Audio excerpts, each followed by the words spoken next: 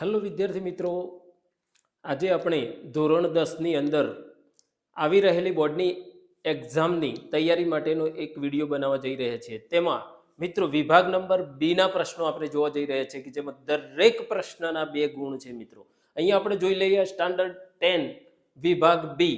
નીચે આપેલ 13 પ્રશ્નોમાંથી કોઈ પણ 9 પ્રશ્નોના ગણતરી કરી અને જવાબ આપવાના છે. પ્રત્યેકના 2 ગુણ છે. મિત્રો અહીંયા આપણે જોઈએ છે કે વિભાગ બી માં મિત્રો આપણને 2 ગુણના પ્રશ્નો પૂછાય છે, જેમાં 13 પ્રશ્નો તમને આપેલા હશે.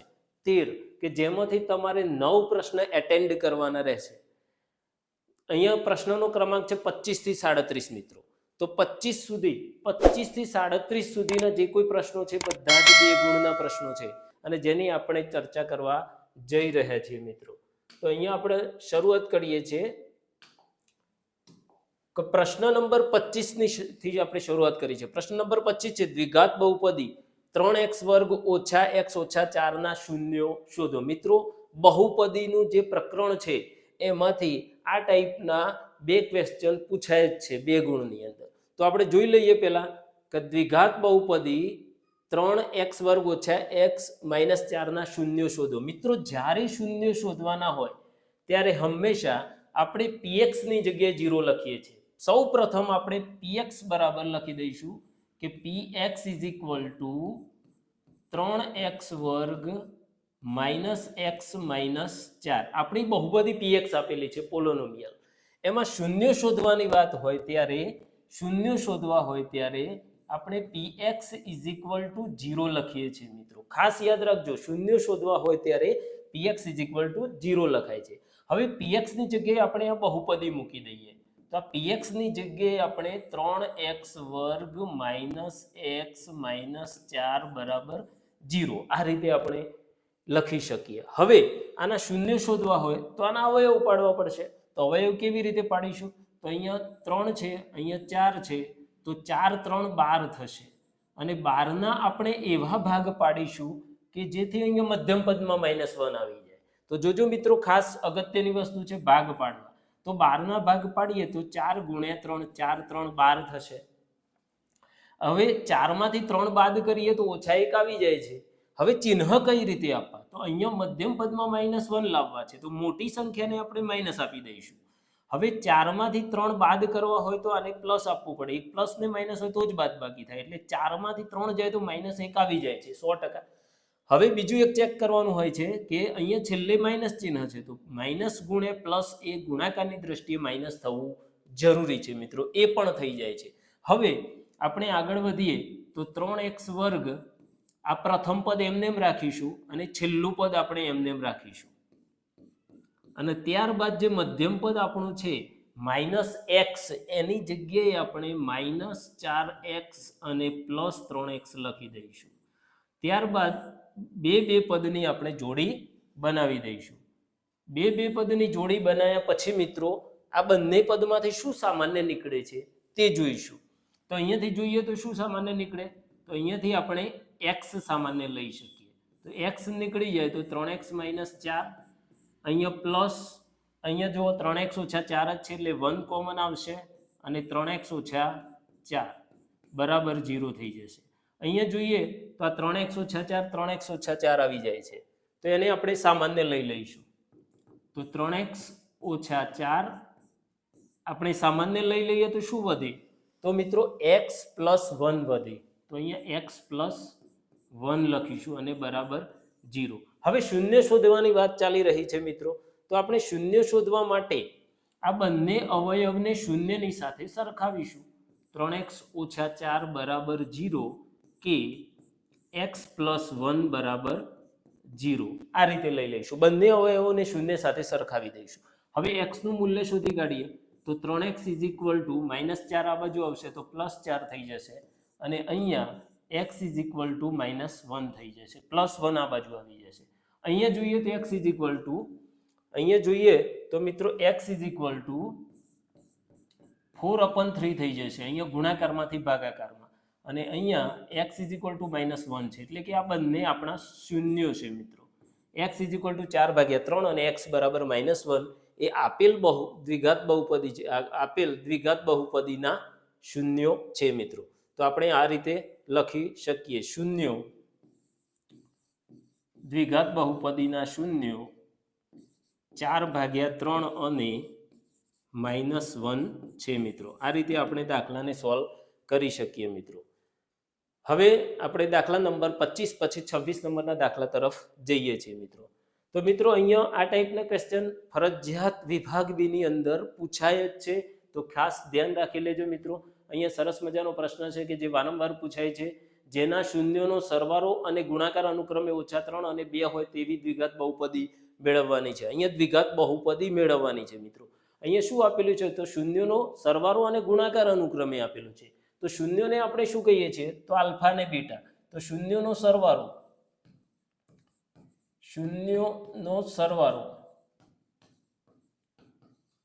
જેને આપણે આલ્ફા પ્લસ બીટા કહીએ છીએ, આલ્ફા પ્લસ બીટા. તો શૂન્યોનો સરવાળો પ્રથમ આપેલો છે -3 અને શૂન્યોનો ગુણાકાર 2 છે, એટલે શૂન્યોનો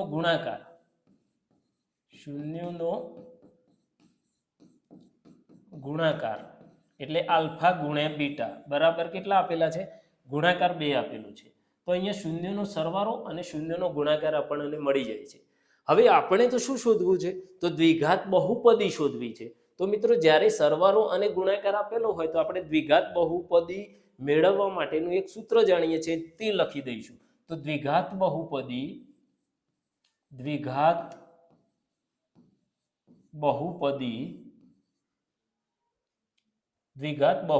px લઈ લઈએ. px = એક સૂત્ર છે, કેવું ખાસ યાદ રાખવાનું છે મિત્રો, કે કૌંસમાં x² - alpha plus beta into x plus alpha ગુણ્યા બીટા. આ આપણે યાદ રાખવાનું છે મિત્રો. જ્યારે તમને શૂન્યનો સરવાળો અને શૂન્યનો ગુણાકાર આપેલો હોય ત્યારે બહુપદી શોધવા માટેનું સૂત્ર કે વાળું યાદ રાખી લો, કે કે કૌંસમાં x² - alpha plus beta into x plus alpha ગુણ્યા બીટા. હવે આ જે સમીકરણ છે, આ જે બહુપદીનું સૂત્ર છે, એની અંદર આપણે આલ્ફા પ્લસ બીટાની જગ્યાએ -3 અને આલ્ફા ગુણ્યા બીટાની જગ્યાએ 2 મૂકી દઈને સાદું રૂપ આપી દઈશું, ત્યારે આપણને દ્વિઘાત બહુપદી મળી જશે. તો જોઈએ આપણે આની કિંમતો અંદર મૂકી દઈએ. તો અહીંયા કે કૌંસમાં x² - આલ્ફા પ્લસ બીટા એટલે -3 મૂકી દઈએ. અહીંયા x પ્લસ આલ્ફા ગુણ્યા બીટા એટલે 2 મૂકી દઈએ. અહીંયા કૌંસ પૂરો કરી દઈએ. તો કે કૌંસમાં x² -- +3x અને +2 થઈ જશે. અહીંયા મિત્રો હંમેશા યાદ રાખજો આ સૂત્રમાં કે એટલે કોન્સ્ટન્ટ. અહીંયા k ઇઝ નોટ ઇક્વલ 0 છે, 0 નથી. 0 સિવાયની કોઈ પણ કિંમત હોઈ શકે, k નું મૂલ્ય 0 નથી. અહીંયા જે બહુપદી મળે છે તે આપણી માગેલી બહુપદી છે. કેવી? આ દ્વિઘાત બહુપદી છે. એટલે અહીંયા માગેલ દ્વિઘાત બહુપદી. તો દ્વિઘાત બહુપદી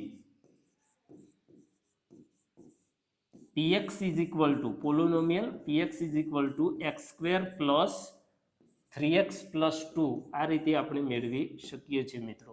તો આ જબરજસ્ત 2 માર્ક આપણા, એટલે મિત્રો એક જ આમ મિનિટ નહીં પણ 45 સેકન્ડની અંદર આપણે આ દાખલો સોલ્વ કરી શકીએ એમ છીએ.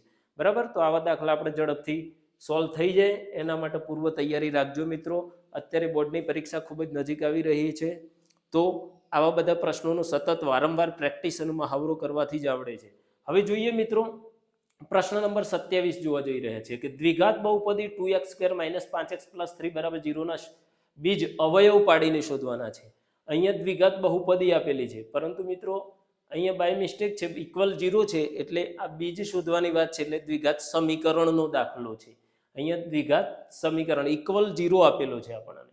તો અહીંયા દ્વિઘાત સમીકરણનો છે, તો અહીંયા 2x² - 5x + 3 = 0 આપેલું છે, જેના બીજ અવયવ પાડી અને શોધવા છે. તો મિત્રો અવયવ જ પાડવાના છે. તો અહીંયા 2 છે, અહીંયા 3 છે, તો 3 દુના 6 થઈ જશે, અને 6 નો આપણે ભાગ પાડી અને -5 લાવવા છે. તો મિત્રો અહીંયા 6 ના ભાગ પાડીએ તો 3 દુ 6 આપણે કરી શકીએ. 3 ને 2 5 થઈ જાય છે મિત્રો. તો અહીંયા માઇનસ છે, મધ્યમ પદમાં માઇનસ છે, તો મોટી સંખ્યાને માઇનસ આપી દઈએ. -5 લાવવા છે તો આને પણ માઇનસ આપવું પડશે, તો જ -3 -2 -5 થશે, અને માઇનસ ગુણે માઇનસ પ્લસ થઈ જશે. બરાબર? એટલે આ ભાગ કેવા છે? સાચા છે મિત્રો. તો તો હવે આપણે આગળની તરફ જઈએ તો 2x² -5x ની જગ્યાએ -3x લખી દઈશું, -2x + 3 = 0.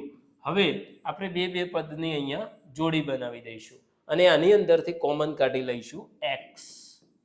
x ને કોમન કાઢી લઈએ તો શું વધશે? 2x - 3 અને અહીંયાથી -1 કોમન નીકળશે એટલે અંદર 2x પ્લસ છે માઇનસ થઈ જશે, 3 = 0 મિત્રો. એટલે અહીંયા બંને અવયવ સરખા થવા જોઈએ. અહીંયા જાદુ થતું હોય છે મિત્રો. જો અહીંયા 2x - 3 આવે તો અહીંયા પણ 2x - 3 આવે. અહીંયાથી માઇનસ ચિહ્ન કોમન નીકળે એટલે અહીંયા પ્લસનું શું થઈ જાય? માઇનસ થઈ જાય છે મિત્રો. તો અહીંયા ખાસ ધ્યાન રાખજો મિત્રો. તો અહીંયાથી 2x - 3 ને આપણે કોમન લઈ લઈએ, 2x - 3 ને કોમન લઈ લઈએ તો x - 1 વધશે, x - 1 = 0. તો આ રીતે એના આપણે અવયવ પાડી શકીએ. હવે શું કે છે આપણને? તો અવયવ તો પાડી દીધા, હવે બીજ શોધવા છે તો બરાબર 0 લઈ લઈએ. તો 2x - 3 = 0 કે x - 1 = 0 થશે. તો માટે અહીંયા x = આ -3 આ બાજુ આવે તો પ્લસ અને આ ડિવાઈડમાં 2 જશે અને અહીંયા કે x = 1. એટલે આ જે દ્વિઘાત સમીકરણ છે મિત્રો, તો આ દ્વિઘાત સમીકરણ જ છે, બહુપદી નહીં. ઇક્વલ 0 આપેલો છે એટલે તો એના બે બીજ એ 3/2 અને 1 થશે. તો બીજ કયા થશે? તો બીજ મિત્રો 3/2 અને 1 થશે. આ રીતે આપણે સંપૂર્ણ વ્યવસ્થિત રીતે દાખલો ગણી શકીએ. અને જો આ રીતે મિત્રો દાખલા ગણેલા હશે તો એક પણ માર્ક કપાશે નહીં. હવે આગળની તરફ જઈએ છીએ મિત્રો, તો અહીંયા જોઈએ છે કે સમાંતર શ્રેણીનો દાખલો આપેલો છે, એકદમ ઈઝી છે. 28 નંબરનો પ્રશ્ન છે કે જો a = 7, d = 3 અને n = 8 હોય તો a8 શોધો. એટલે કે 8મું પદ શોધવાનું છે મિત્રો. હવે જ્યારે મું પદ શોધવાનું હોય તો આપણે જાણીએ છીએ nમું પદ એનું સૂત્ર આપણે જાણીએ છીએ કે an = a + n - 1 × d. આ ખાસ યાદ રાખવાનું છે મિત્રો.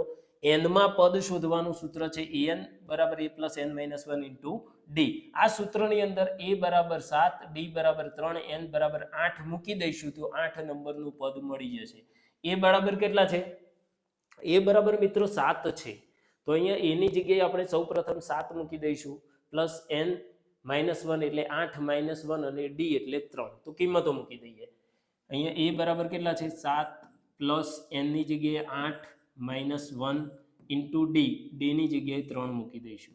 તો અહીંયા 7 પ્લસ 8 - 1 એટલે 7 અને અહીંયા 3 છે. તો અહીંયા 7 પ્લસ 7 3 21 થશે અને 21માં 7 ઉમેરીશું તો 28. એટલે કે એ n ની જગ્યાએ આપણે કેટલા મૂક્યા છે? તો 8. તો અહીંયા આપણને 8મું પદ મળી જશે મિત્રો. અહીંયા 8મું પદ આપણને મળી જશે.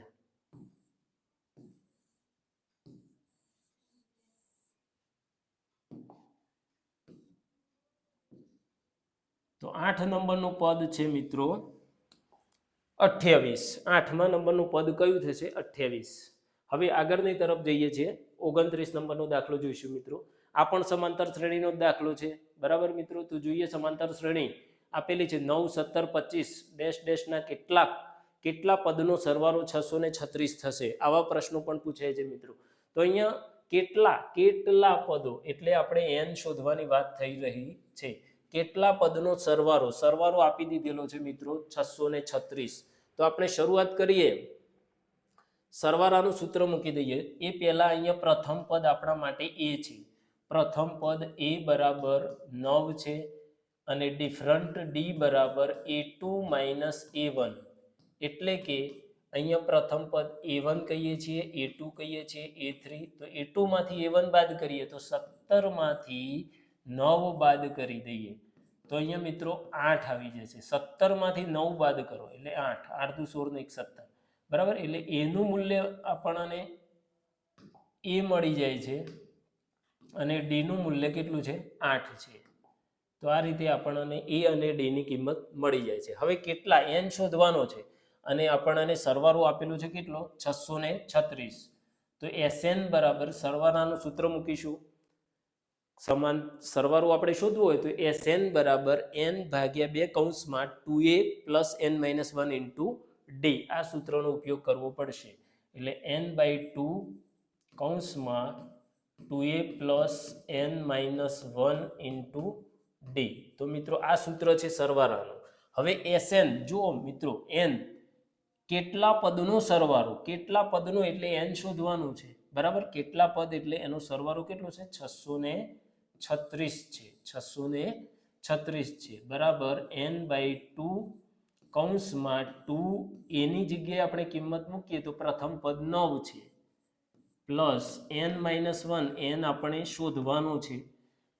n આપણે શું કરવાનું? શોધવાનું છે. n-1 એમના એમ, અને d ની જગ્યાએ આપણે 8 મૂકી દઈશું. હવે આનું સાદું રૂપ આપશું મિત્રો, તો આની અંદર ચલ તરીકે n એક જ છે, એટલે n આપણને મળી જશે. સાદું રૂપ ધ્યાન રાખી અને આપવું પડશે મિત્રો ખાસ. તો જોઈએ આપણે અહીંયા 636 બરાબર n/2 કૌંસમાં 9 દુ 18 પ્લસ આ 8 છે અને પેલા n સાથે ગુણો તો 8n માઇનસ 8 એકા 8 આ રીતે થશે. હવે 636 બરાબર n/2 કૌંસમાં 18 માંથી 8 બાદ થશે, 18 માંથી 8 બાદ થશે તો 10 આવશે, અને પ્લસ 8n આ રીતે થશે. હવે 636 બરાબર n/2. ઘણા મિત્રોને એમ થતું હશે કે આ બે ભાગાકારમાંથી સાહેબ અહીંયા કેમ નથી લઈ જતા? ત્યાં લઈ જો તો બી ચાલશે, પણ એ ગુણાકાર કરશો તો મોટી રકમ થઈ જશે. આમાંથી સામાન્ય નીકળી શકે એમ છે, તો કેટલા નીકળશે? તો 2. તો આમાંથી 2 કોમન કાઢી લો તો અહીંયા 5 વધશે અને અહીંયા 4n થઈ જશે. જો 2 પંચા 10 અને 2 ચોકું 8. અહીંયા 2 કેન્સલ થઈ જશે, આરામથી કેન્સલ થઈ જશે. હવે અહીંયા 636 બરાબર આ n છે એને અંદર ગુણું તો 5n અને પ્લસ આ n ને અહીંયા ગુણું તો 4n² થશે. હવે અહીંયા તો દ્વિઘાત સમીકરણ જેવું આવે છે, બરાબર. દ્વિઘાત સમીકરણ કે જેના અવયવ પાડવા પડશે. તો આપણે જોઈએ આગળ કે ભાઈ અહીંયાથી આગળ 4n² પ્લસ 5n. હવે આ જે 636 છે એને આ બાજુ લાવી દઈએ તો -636, અને પેલી બાજુ કશું ના રહે તો શૂન્ય રહેશે. હવે આના અવયવ પાડવા પડશે મિત્રો. અહીંયા કોઈ જ સંખ્યા વડે ભાગી શકાય એમ નથી. 636 તો 636 ના આપણે અવયવ પાડી દઈએ, બરાબર, એટલે ખ્યાલ પડી જાય. તો અહીંયા 2 ભાગ ચલાવશો તો 2 3 6 થશે, 2 એકા 2, 1 વધ્યો એટલે 2 8 16 થઈ જશે. ફરીથી આ બેકી સંખ્યા છે, 2 વડે ભાગ ચાલશે, 2 એકા 2, 1 વધ્યો એટલે 11 થશે. તો અહીંયા 2 પંચા 10, 1 વધ્યો 18 એટલે 2 નવા 18, 9 ને 1 10 ને 5 15, 15 થાય છે સરવાળો, માટે 3 ભાગ ચાલશે મિત્રો.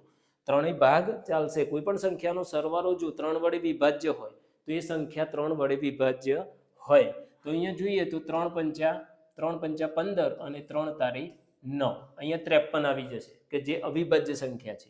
તો અહીંયા 53 એકુ 53. તો આ રીતના એના ભાગ પડી જશે. કેવા? તો મિત્રો ધ્યાન રાખજો, 53 છે ગુણ્યા આનો ગુણાકાર 3 દુ 6, 6 દુ 12 થશે, એટલે 53 ગુણ્યા 12 કરશો તો 636 થશે. પણ આપણે આ સંખ્યા લેવી પડશે તો એ 4 જોડે લઈ લઈએ, કારણ કે આ બંનેનો ગુણાકાર આપણે કેટલો થવાનો? આ બંનેનો ગુણાકાર કરીને આપણે 5 લાવવાના છે. તો અહીંયા 53 ગુણ્યા 12 ચોક 48 થશે, 12 ચોક 48. તો 53 ગુણ્યા 48 કરી અને પ્લસ 5 લાવી દઈએ તો મોટી સંખ્યાને આપણે શું આપીએ છીએ? પ્લસ. મોટી સંખ્યાને પ્લસ અને માઇનસ. 53 માંથી 48 બાદ કરીશું તો પ્લસ 5 આવી જશે. એક પ્લસ ને એક માઇનસ હોય તો અહીંયા માઇનસ જ હોય. યાદ રાખો મિત્રો કે અહીંયા બંને પ્લસ હોય તો અહીંયા પ્લસ જ હોય, બંને માઇનસ હોય તો માઇનસ હોય. બાકી એક પ્લસ ને એક માઇનસ હોય તો માઇનસ જ હોવું જરૂરી છે. હવે આ કિંમતોને અહીંયા મૂકી દઈએ તો 4n² plus 53n minus 48n minus 636 બરાબર 0. તો આ રીતે આપણે આને 2 ની જોડી બનાવી દઈશું અને અહીંયા સામાન્ય લઈ લઈએ.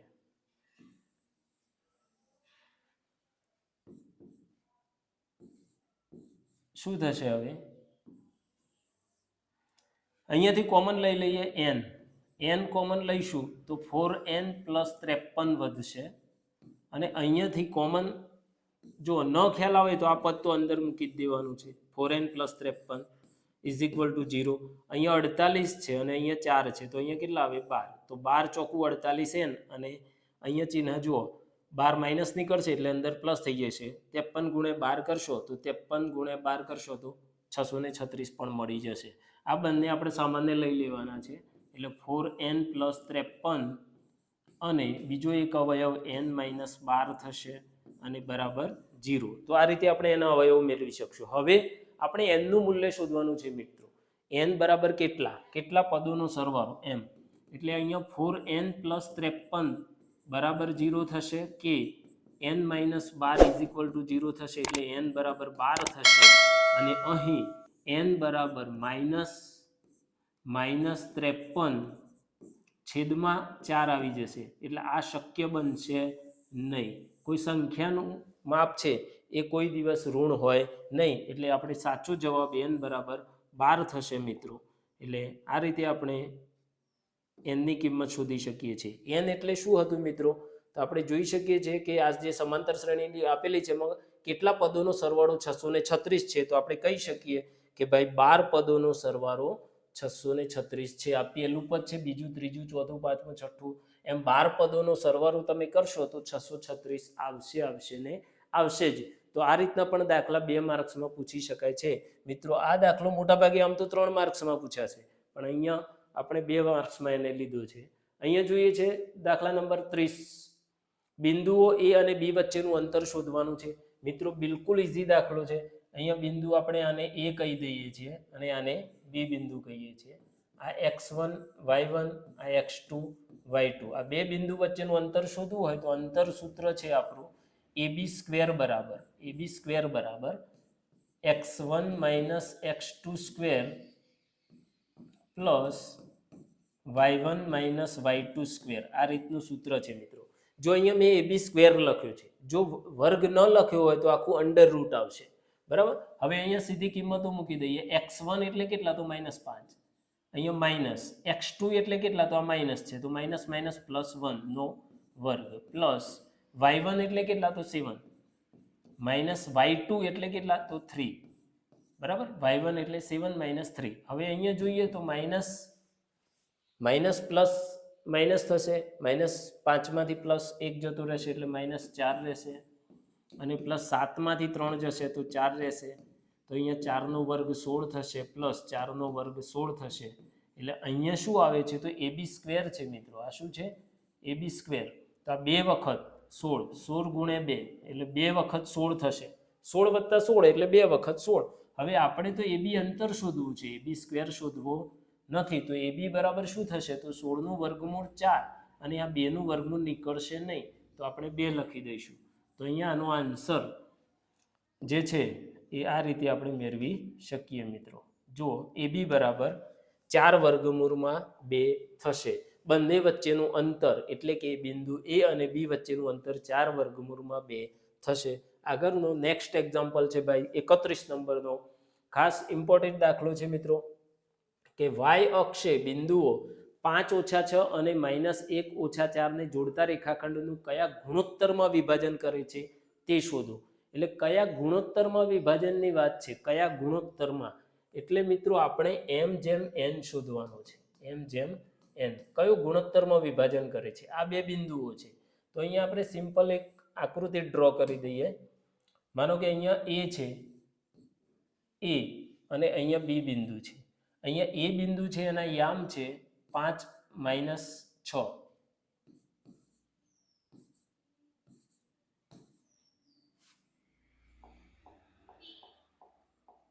5 અને -6 અને B ના યામ છે -1 - 4. અહીંયા આપણે લખી શકીએ સિમ્પલી x1 y1 અને x2 y2. હવે ગુણોત્તર શોધવો છે અને કઈ અક્ષ ઉપરનું બિંદુ લેવાનું છે? y અક્ષ ઉપરના બિંદુઓ A અને B ને જોડતા રેખાખંડનું, આને જોડતા અને y અક્ષ ઉપરનું બિંદુ. તો ધારો કે y અક્ષ પરનું બિંદુ P0y થશે.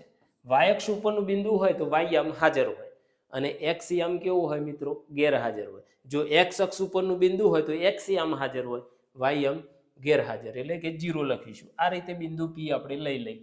માનો કે અહીંયા ગમે તે આપણે બિંદુ P લઈ લઈએ છીએ 0 અને y અને અહીંયા m/n ગુણોત્તરમાં એનું વિભાજન થાય છે. એમ જેમ એન ગુણોત્તરમાં વિભાજન થાય છે, જે શોધવું છે. હવે જે આપણે યામ જાણીએ છીએ તે યામ લઈ લેવાનો છે. એટલે કે આપણે એક સેન્ટેન્સ લખવું પડે મિત્રો કે AB રેખાખંડનું એ તરફથી એ તરફથી એમ જેમ એન ગુણોત્તરમાં વિભાજન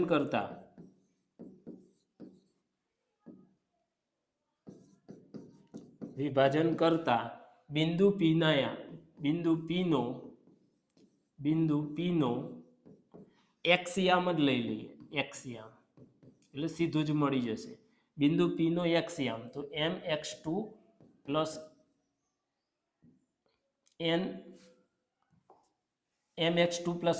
nx1 છેદમાં m પ્લસ n.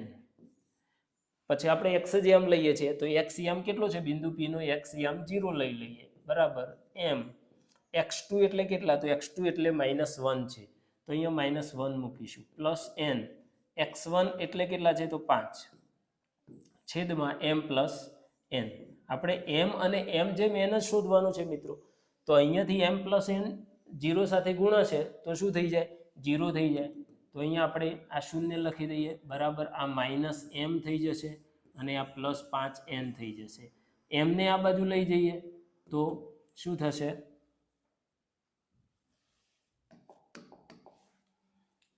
m ને આપણે આ બાજુ લઈ જઈએ તો -6 પ્લસ થઈ જશે અને આ 5n.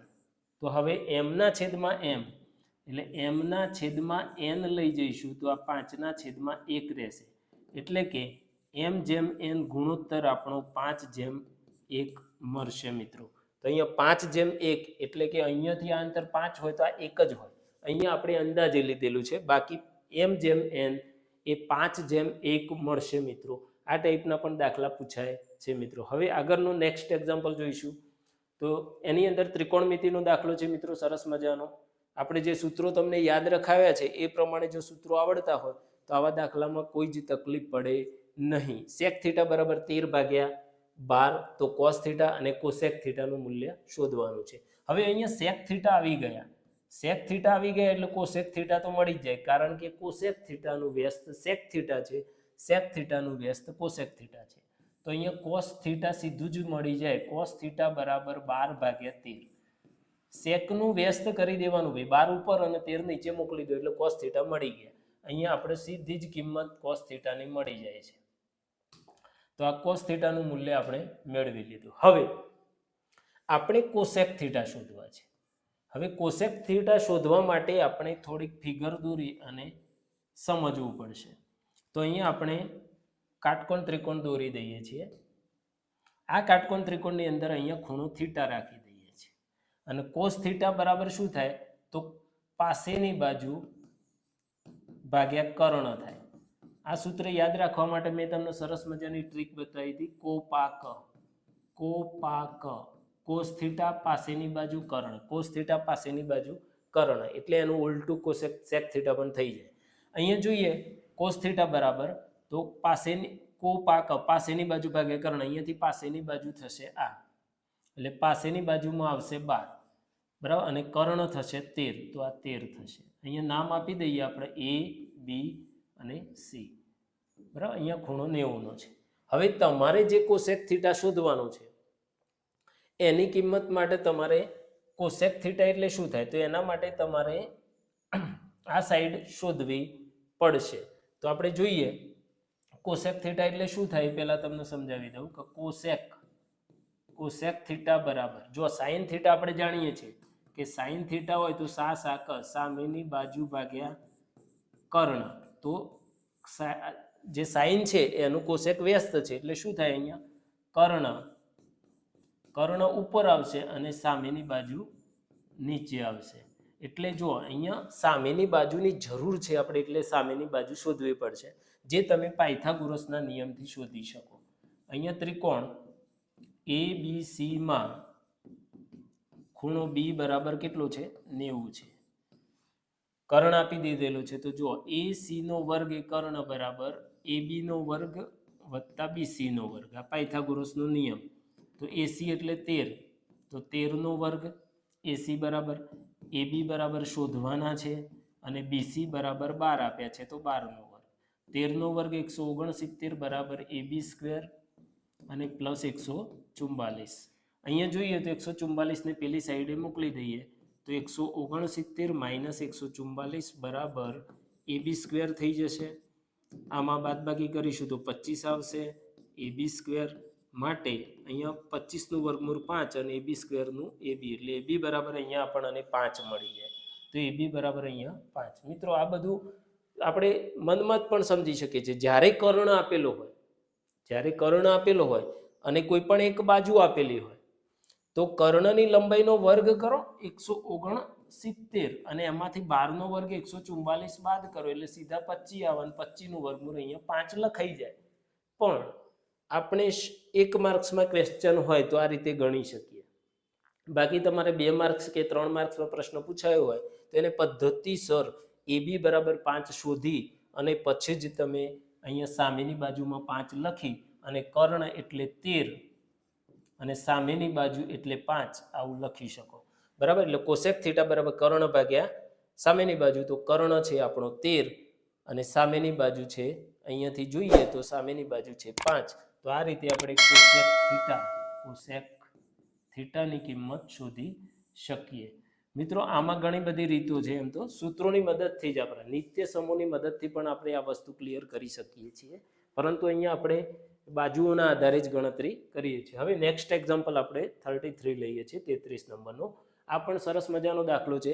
આમાં ત્રિકોણમિતીય કોષ્ટક બહુ મસ્ત રીતે આપણે કરાવેલું છે. મિત્રો જોઈ લેજો અને બધા જ દાખલા તમારે સોલ્વ કરવા હોય તો કોષ્ટક તો આવડવું જોઈએ અને આ ટાઈપના 1-2 દાખલા તો હોય જ છે. બરાબર. તો અહીંયા 2tan² જો કિંમત શોધો 2tan² 45 વત્તા cos² 30 માઇનસ sin² 60. આની આપણે કિંમત શોધવી છે. તો 2 આ tan 45 છે તો tan 45 નું મૂલ્ય 1 થાય મિત્રો, તો 1 અને ઉપર સ્ક્વેર છે, પ્લસ cos² 30 તો cos 30 નું મૂલ્ય થશે વર્ગમૂળમાં 3/2. કોષ્ટક આવડવું જરૂરી છે મિત્રો. માઇનસ અહીંયા sin 60 છે, sin 30 1/2 હોય તો sin 60 √3/2 હોય, √3/2 એનો સ્ક્વેર. તો આ રીતે થશે. અહીંયા આપણે જોઈ શકીએ બંને કિંમત સરખી છે, એક પ્લસ ને એક માઇનસ છે એટલે કેન્સલ થઈ જાય. 1 નો વર્ગ 1 એટલે 2 કે 2 જવાબ થઈ જાય. પણ આપણે થોડુંક ગણીએ તો આ 2 1 નો વર્ગ 1 લખી દઈએ, પ્લસ આનો વર્ગ કરીએ તો વર્ગ અને વર્ગમૂળ ઉડી જાય 3 અને 2 નો વર્ગ 4 થઈ જશે, માઇનસ અહીંયા પણ સેમ સિસ્ટમ 2 નો વર્ગ 4 થઈ જશે.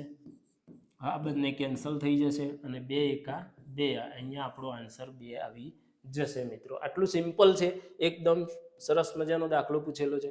હવે દાખલા નંબર 34 તરફ જઈ રહ્યા છે મિત્રો. હવે જે દાખલા આવે છે એની અંદર ખાસ મિત્રો ધ્યાન રાખજો કે જમીન પર કોઈ એક ટાવર શિરોલંબ સ્થિતિમાં છે અને પાયાથી 15 મીટર દૂર રહેલા જમીન પરના બિંદુથી ટાવરની ટોચની ઉચ્છેદક કોણનું માપ 60 હોય તો ટાવરની ઊંચાઈ શોધવાની છે. મિત્રો થોડીક એક નાની મોટી ફિગર જો દોરી દઈએ મિત્રો તો 100% દાખલો થોડીક સેકન્ડોમાં જ આવી જાય. જો અહીંયા આપણે કાટકોણ ત્રિકોણ દોરી દઈએ છીએ. કાટકોણ ત્રિકોણ એટલા માટે છે કે જો અહીંયા ખ્યાલ પડે તમને કે જમીન પરના કોઈ એક ટાવર શિરોલંબ સ્થિતિમાં ઊભો છે. તો અહીંયા હું આ ટાવર છે, સમજો કે આ ટાવર છે, સીધી જ આકૃતિ દોરી દીધી છે. આ AB ટાવર છે અને આ ટાવરનો નીચેનો ભાગ છે પાયાથી 15 મીટર દૂર રહેલા જમીન પરના કોઈ બિંદુથી. આ અહીંયાથી 15 મીટર દૂર છે અને જમીન પરનું કોઈ બિંદુ C છે. એની શું કહે બિંદુથી ટાવરની ટોચના ઉચ્છેદક કોણનું માપ. એટલે અહીંયાથી આ ટાવરની ટોચને જુઓ તો કેટલાનું? તો 60° ઉચ્છેદક કોણ છે. તો ટાવરની ઊંચાઈ શોધો એટલે આપણે ટાવરની ઊંચાઈ AB શોધવાની છે. અહીંયા મિત્રો આપણે ક્યાંથી જોઈએ છીએ? અહીંયાથી જોઈએ છીએ. ખાસ યાદ રાખજો અહીંયા સામેની બાજુ અને પાસેની બાજુની જરૂર છે તો tan મૂકવો પડશે. થોડુંક જો લખાણ લખવું હોય તો આપણે લખી શકીએ અહીં AB એ ટાવરની ઊંચાઈ છે, ટાવરની ઊંચાઈ છે અને આ BC છે, B થી C નું અંતર ટૂંકમાં BC બરાબર લખી દઈએ 15 મીટર અને ખૂણો કયો આપેલો છે? તો ખૂણો ACB બરાબર 60° ઉચ્છેદક કોણ છે. હવે ખાસ અગત્યની વસ્તુ એ છે કે આપણે tan વિધેય લઈએ છીએ કે tan 60 બરાબર tan 60 સામેની બાજુ ભાગ્યા પાસેની બાજુ. tan માટે સૂત્ર આપણે મસ્ત એપ્લાય કર્યું છે ટેસાપા tan થીટા સામેની બાજુ ભાગ્યા પાસેની બાજુ, સામેની બાજુ ભાગ્યા પાસેની બાજુ. સામેની બાજુ કઈ છે મિત્રો? અહીંયાથી જોઈએ તો સામેની બાજુ AB છે, તો સામેની બાજુ AB અને પાસેની બાજુ થશે BC. આ રીતે. હવે tan 60 નું મૂલ્ય તો tan 60 થશે વર્ગમૂળમાં 3 બરાબર AB. તો AB નું માપ શોધવાનું છે આપણે. ટાવરની ઊંચાઈ શોધવાની છે મિત્રો. ટાવરની ઊંચાઈ એટલે AB શોધવાની છે, જે BC. તો BC બરાબર 15 આપેલા છે. હવે AB શોધવો હોય તો આ 15 ને માત્ર અહીંયા લઈ જવાના છે, એટલે 15 વર્ગમૂળમાં 3 બરાબર AB. બરાબર, એટલે અહીંયા તમને ટાવરની ઊંચાઈ AB બરાબર 15 વર્ગમૂળમાં 3 મીટર મળી જાય. તો આ રીતે આપણે સરસ મજાનો દાખલો છે મિત્રો. આ ટાઈપનો દાખલો આપણા બેઝિક મેથ્સમાં ખાસ પૂછાય છે. અને આ ટાઈપનો એક બીજો દાખલો છે મિત્રો, નોંધ કરી લેજો કે આપણો જે સ્વાધ્યાય 9.1 છે, 9.1 એનો દાખલા નંબર 4 પણ આ ટાઈપનો દાખલો છે, જે તમે જાતે ગણજો મિત્રો. અહીંયા હું થોડીક તમને હિન્ટ આપી દઉં કે 9.1 ની અંદર દાખલા નંબર 4 ની અંદર કઈ રીતનો પ્રશ્ન છે. અહીંયા ટાવર છે, ટાવરથી 30 મીટર કંઈક દૂર બિંદુ છે, અહીંયાથી એનો ઉત્સેચક કોણ પણ 30 જ છે. તો આ ટાવરની ઊંચાઈ શોધવાની છે. જો મિત્રો આ દાખલો તમને આવડે તો ઘણી અને કોમેન્ટમાં એનો જવાબ ચોક્કસથી આપજો. બરાબર, હવે આગળ આપણે નેક્સ્ટ વધીએ છીએ. 35 નંબરનો દાખલો છે. અર્ધગોલકની ઉપર શંકુ લગાવેલો હોય તેવું એક રમકડું છે. અર્ધગોલકની ઉપર શંકુ લગાવ્યો હોય તેવું એક રમકડું છે. તે બંનેની ત્રિજ્યા 3.5 સેમી છે. રમકડાની કુલ ઊંચાઈ 15.5 સેમી હોય તો રમકડાનું કુલ પૃષ્ઠફળ શોધવાનું છે. હવે પૃષ્ઠફળની વાત ચાલી રહી છે, તો આપણે અર્ધગોલક ઉપર શંકુ લગાડવો પડશે મિત્રો. તો અહીંયા ફિગર આપણે થોડીક દોરીએ. તો જો આ અર્ધગોલક છે, અર્ધગોલક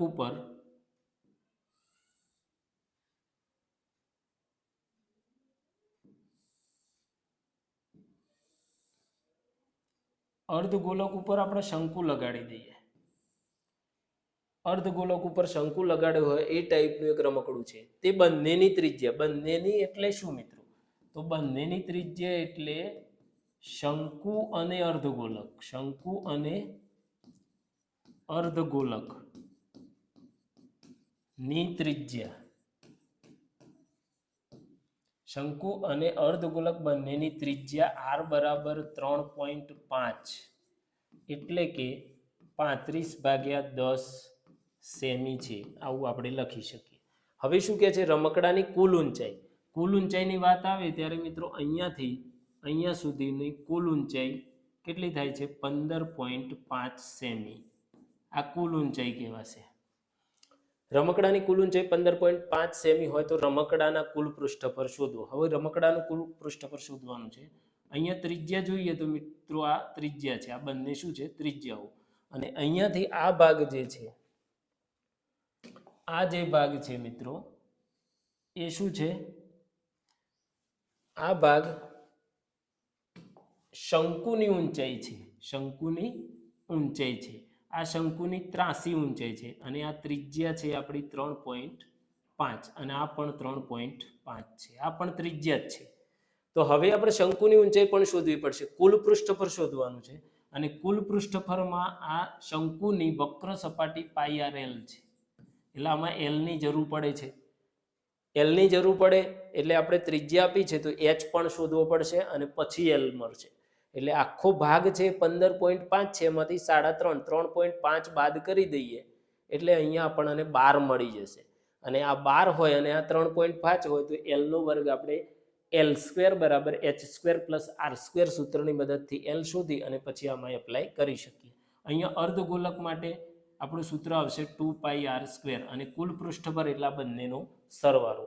એટલે ખાસ મિત્રો યાદ રાખજો, આપણે આવું h શોધવાની જરૂર પડી તો શંકુની ઊંચાઈ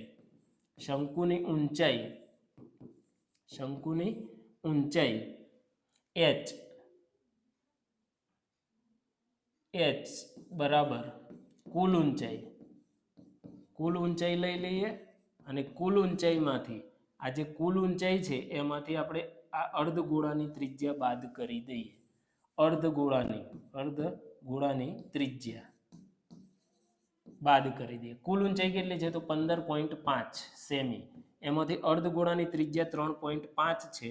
એટલે અહીંયા 15 માંથી 3 બાદ કરો તો 12 આવી જાય અને 5 માંથી 5 ગયા એટલે 12 સેમી થઈ જશે. બરાબર, એટલે અહીંયા h આપણું 12 આવી જશે. આ 3.5 છે તો હવે L શોધી ગઈએ. શંકુ માટે શંકુની ત્રાસી ઊંચાઈ, તિર્યક ઊંચાઈ, ત્રાસી ઊંચાઈ L સ્ક્વેર બરાબર h square plus r square. આ સૂત્રનો ઉપયોગ કરવો પડશે. L સ્ક્વેર બરાબર h એટલે કેટલા આવ્યા તો 12 નો વર્ગ અને r એટલે 3.5 નો વર્ગ. તો અહીંયા 12 નો વર્ગ મિત્રો 144 થશે. બરાબર, અને 3.5 નો વર્ગ એટલે 5 નો વર્ગ 25. આમાં 3 માં 1 ઉમેરો 4, 4 તારી 12 થશે.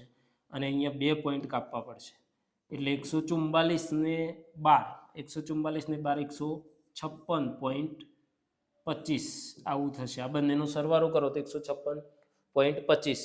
હવે L નો વર્ગ છે તો L બરાબર કેટલા થાય તો મિત્રો આપણે જાણીએ છીએ કે L બરાબર આ કોનો 125 નો વર્ગ છે એટલે અહીંયા 12.5 સેમી થશે.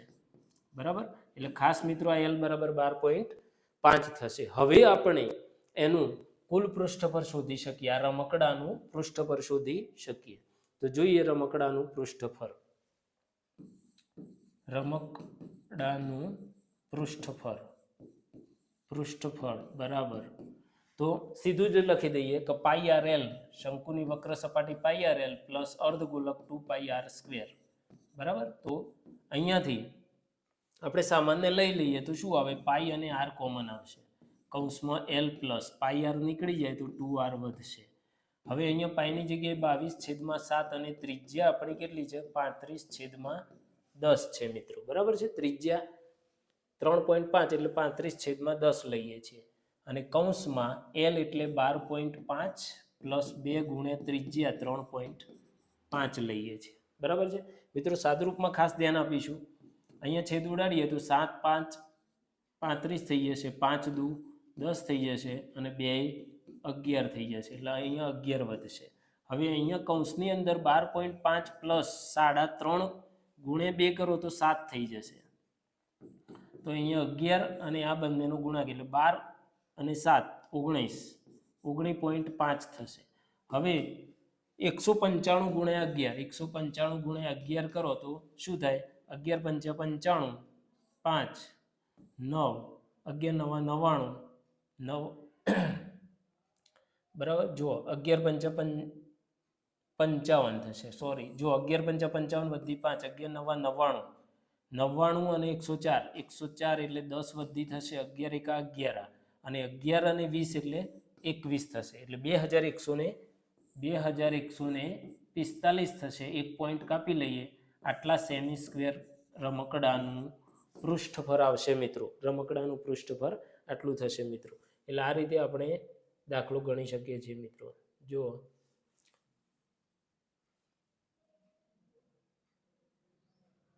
હવે આગળ નેક્સ્ટ એક્ઝામ્પલ જોઈએ.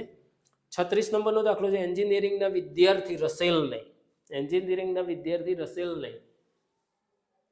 અહીંયા મિસ્ટેક થયેલી છે મિત્રો કે નળાકાર આવે શબ્દ. શું આવે? નળાકાર ના બંને છેડે બંધ પાતળી એલ્યુમિનિયમની શીટમાંથી બનેલો શંકુ બેસાડી એક નમૂનો તૈયાર કરવાનું કહેવામાં આવ્યું. નમૂનાનો વ્યાસ અને નમૂનાની લંબાઈ 12 સેમી. જો શંકુની ઊંચાઈ 2 સેમી હોય તો નમૂનામાં કેટલી હવા સમાશે? હવા એટલે આપણે ઘનફળ શોધવાની વાત આવી. આવું ખબર પડવી જોઈએ મિત્રો. એન્જિનિયરિંગના વિદ્યાર્થીને નળાકારના બંને છેડેથી બંધ. જો નળાકાર કેવો છે? આકૃતિ જોઈ લઈએ મિત્રો. આ નળાકાર છે, બંને છેડેથી આ રીતે આપેલું છે. આ નળાકાર છે અને અહીંયા બંને બાજુ શંકુ લગાડેલું છે આ રીતે. અને અહીંયાથી તમે જોઈ શકો છો કે શંકુ બેસાડી એક નમૂનો તૈયાર કરવાનું કહેવામાં આવ્યું. નમૂનાનો વ્યાસ એટલે આખો વ્યાસ આપ્યો છે એટલે આપણે તો ત્રિજ્યાની જ જરૂર છે. નમૂનાનો વ્યાસ બરાબર. તો અહીંયા જોઈએ બંનેનો વ્યાસ આવી જાય બરાબર. શંકુ તથા નળાકાર નો વ્યાસ ડી બરાબર કેટલો આપેલો છે 3 સેમી. એટલે ત્રિજ્યા કેટલી થશે? તો ત્રિજ્યા આર બરાબર ડી ભાગ્યા 2 એટલે 3/2 સેમી થશે. હવે બીજું કે લંબાઈ કોની? તો નમૂનો તૈયાર કર્યો એની લંબાઈ, નમૂનાનો વ્યાસ અને નમૂનાની લંબાઈ. તો અહીંયાથી માંડી અને અહીંયા સુધીની લંબાઈ કેટલી છે? તો 12 સેમી છે બરાબર છે, 12 સેમી છે. હવે બીજું કે જો શંકુની ઊંચાઈ આપેલી છે મિત્રો. જુઓ શંકુની ઊંચાઈ કેટલી છે? તો 2 સેમી છે. શંકુની ઊંચાઈ કેટલી છે? તો 2 સેમી છે. તો શંકુની ઊંચાઈ જો 2 સેમી હોય તો આપણે નળાકારની ઊંચાઈ મેળવી શકીએ. આ નળાકારની ઊંચાઈ આપણી કેપિટલ H સમજો. તો કેપિટલ H સમજીએ તો આ 12 છે, 12 એમાંથી આ 2 ને 2 4 જતા રહે તો 8 વધે એટલે આ થઈ જાય. આનો સ્મોલ h કહી દઈએ બરાબર છે. આ સ્મોલ h થઈ ગયો. આ રીતે આપણે બધી વસ્તુ મેળવી શકીએ. હજુ ગણતરીમાં પાછી આ વસ્તુ લેવી પડે મિત્રો. તો કેવી રીતે લઈશું? તો અહીંયા કેપિટલ H બરાબર શું છે? નળાકારની ઊંચાઈ. નળાકારની ઊંચાઈ બરાબર કુલ ઊંચાઈ ઓછા 2 ગુણ્યા શંકુની ત્રિજ્યા. અરે શંકુની ઊંચાઈ 2 ગુણ્યા શંકુની ઊંચાઈ. કુલ ઊંચાઈ કેટલી છે? તો 12 સેમી. એમાંથી 2 ગુણ્યા શંકુની ઊંચાઈ કેટલી છે? 2. એટલે 12 માંથી 2 2 4 બાદ કરો એટલે 8 થઈ જાય. જે 8 શોધ્યા એ આ રીતે તમે H મેળવી શકો. હવે મિત્રો આપણે ઘનફળ શોધવાનું છે બરાબર. તો નમૂનાનું ઘનફળ તો કઈ વસ્તુ છે? તો એક તો નળાકાર છે. તો નળાકારનું ઘનફળનું સૂત્ર ખબર હોવી જોઈએ. πr² h છે બરાબર. નળાકારમાં કેપિટલ H છે તો આપણે કેપિટલ H રાખીશું. પ્લસ શંકુ કેટલા છે?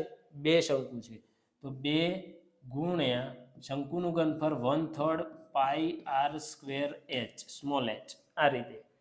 હવે આની અંદરથી કોમન કાઢી લઈએ તો πr² કોમન આવશે અને કૌંસમાં કેપિટલ H પ્લસ 2 ગુણ્યા 1 એટલે 2/3 πr² નીકળી ગયો એટલે h. હવે બધી કિંમતો મૂકી દઈએ તો પાઈની જગ્યાએ 22/7 અને r² એટલે આપણી ત્રિજ્યા કેટલી છે? 3/2 છે. ત્રિજ્યા કેટલી છે?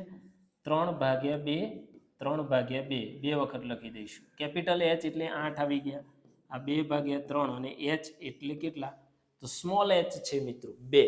શંકુની ઊંચાઈ 2. હવે સાદુરૂપ આપવાનું છે મિત્રો. તો અહીંયા જોઈએ તો 22/7 ગુણ્યા 3/2 ગુણ્યા 3/2. અહીંયા સાદુરૂપ આપીએ તો શું થાય?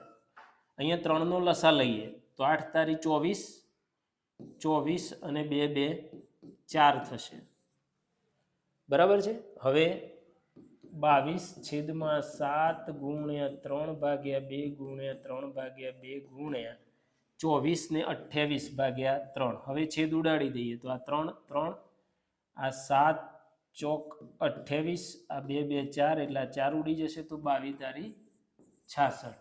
તો અહીંયા 66 એનું ઘનફળ આવી જશે એટલે સેમીનો ઘન. આ રીતે આપણે લખી શકીએ. હવે દાખલા નંબર લાસ્ટ છે મિત્રો 37. x બાર બરાબર તમને આપેલા છે 25.857. સિગ્મા fi di 120 આપેલા છે અને બીજું સિગ્મા fi 140 આપેલા છે. તો ધારેલ મધ્યક શોધો. ધારેલ મધ્યક ની રીતે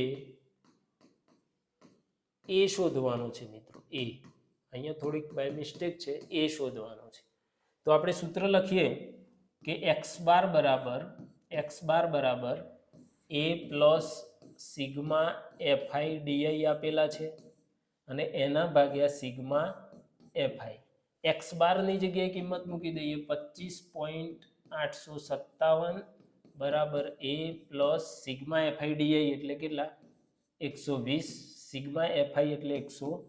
40, શૂન્ય શૂન્ય ઉડી જશે.